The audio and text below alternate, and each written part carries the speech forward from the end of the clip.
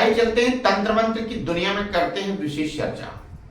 कैसे बन सकते हैं आप योग्य तांत्रिक, कैसे बन सकते हैं एक अच्छे साधक, कैसे दूर कर सकते हैं दूसरे की समस्या।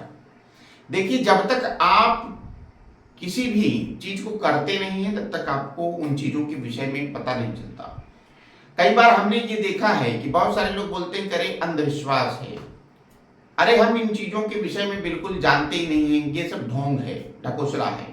पहली बात तो जिन्हें ऐसा लगता है वो एक बार राघवेंद्र सरकार के दरबार जरूर आए, एक रात रुकें।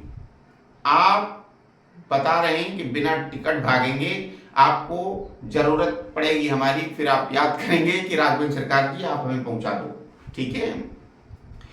तो आप यदि कुछ पाना चाहते हैं, देखिए आप ये बोलते हैं कि ऐसा कुछ होता नहीं है, तो सबसे पहले हम आपको बता दें कि आपके दैनिक जीवन में जो पूजा पाठ आप करते हैं वो एक टेम्परेरिकल पूजा पाठ है। आप धूप अगरबत्ती किया, अपनी मानसिक शांति के लिए वो सारी चीजें कर दी। और हम क्या करते हैं, जब आप सो जाते हैं तब हम पूजा में जाते हैं।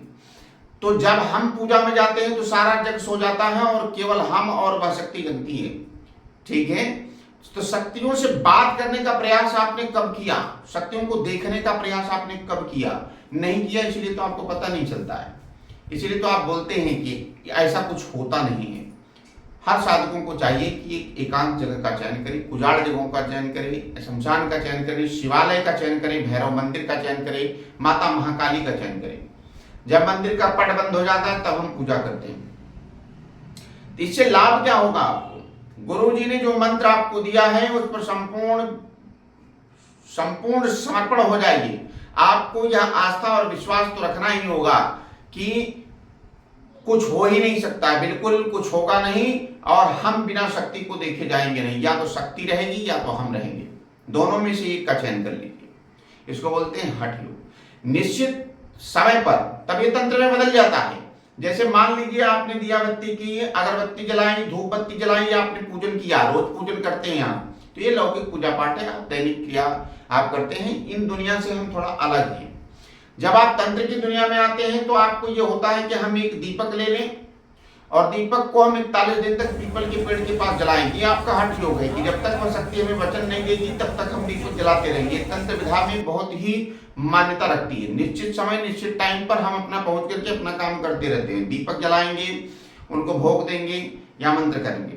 तो ये हो गया थोड़ा अलग विधा। और आप क्या करते हैं लौकिक पूजा में, कभी करते हैं कभी नहीं करते हैं, कभी करते हैं कभी नहीं करते हैं। तो इससे आपको क्या है, कोई बहुत ज्यादा फायदा भी नहीं मिलता है, बहुत ज्यादा नुकसान भी नहीं होता है।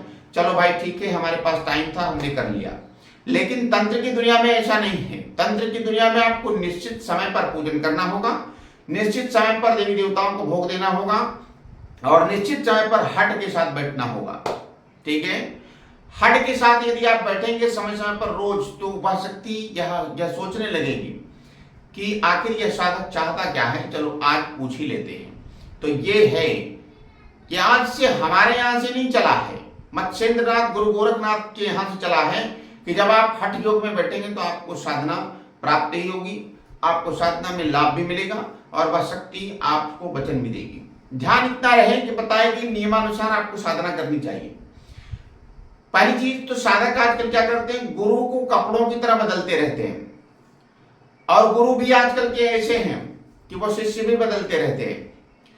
आजकल के गुरु किसी को कुछ देना नहीं चाहते, जो उनके पास है वो मसाला रखना ही चाहते हैं। ज्ञान को जितना दोगे उतना बढ़ेगा, चाहे हम हो चाहे कोई भी हो, हम सबके लिए बोल रहे हैं। आप यदि साधना देंगे, साधना करवाएंगे, साधना विकसित होगी, सनातन का प्रचार होगा, जन कल्याण होगा, लोगों को वो होगा। हम अंधविश्वास फैलाने का काम नहीं करते। जिन्हें ये लगता है कि शक्ति नहीं होती है, आप एक बार दरबार आ जाइए, हम आपको झंडी के नीचे ले आएंगे और आपको पता चलेगा, आप बिना टिकट भागेंगे, आपको मैं गारंटी देता हूं। लेकिन शक्ति देखनी है तो आपको साधना करनी पड़ेगी। हमने बार बार आप सभी साधकों को यह कहा है, सभी श्रद्धालु भक्तों को यह बताया है कि यदि आप स्वर्ग को देखना चाहते हैं तो गुरु जी से पूछने की जरूरत नहीं, स्वर्ग कैसा है। गुरु जी ने तो देखा है, आपको बार बार बताते हैं कि हमने स्वर्ग देखा है। आप बोलते गुरु जी स्वर्ग कितना सुंदर है, तो हम आपको यही बोलते हैं कि बेटा स्वर्ग देखने के लिए आपको क्या होगा, मरना पड़ेगा। आप मरेंगे तो आपको स्वर्ग अवश्य दिखाई देगा कि कैसा लगता है। फल कितना मीठा, खाओगे तो पता चलेगा।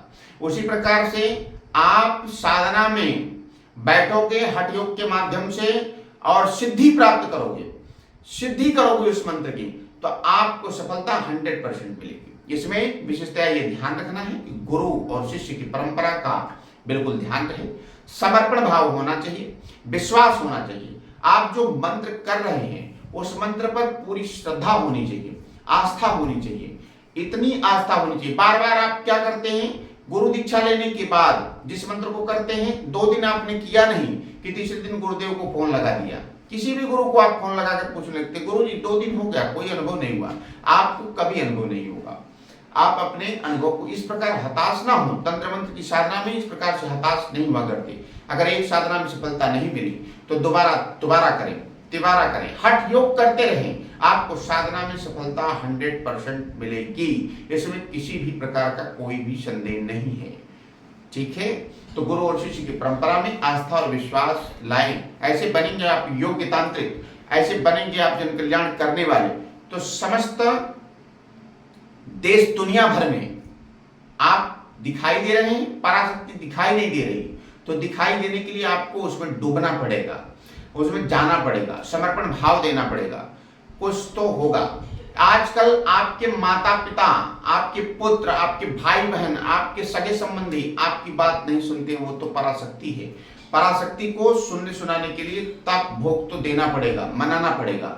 यदि आप मनाएंगे तो वह शक्ति आपके लिए कार्य करेगी। इतना सहज नहीं होता है कि गुरुजी मुंह उठाकर बोल दिया भूत भविष्य वर्तमान की साधना दे दो, ठीक है, ऐसा नहीं है। आप करोगे, और शक्ति किसी के बाप की बाप होती नहीं है। आप ये समझो कि गुरुजी के पास ही है, गुरुजी ही कर सकते हैं, ऐसा सोचना हमारा गलत है। आप भी कर सकते हैं, आपको भी साधना प्राप्त होगी, मेहनत करना पड़ेगा। आप बिल्कुल ही मेहनत करेंगे तो आपको सफलता 100% मिलेगी। तो जो भी साधक इन नियमों का पालन करेंगे उन्हें साधना प्राप्त होगी, यह हमारा आशीर्वाद है। और हम ईश्वर से ये कामना करते हैं कि आपको लाभ ही लाभ हो। जय श्री राम, जय श्री बालाजी।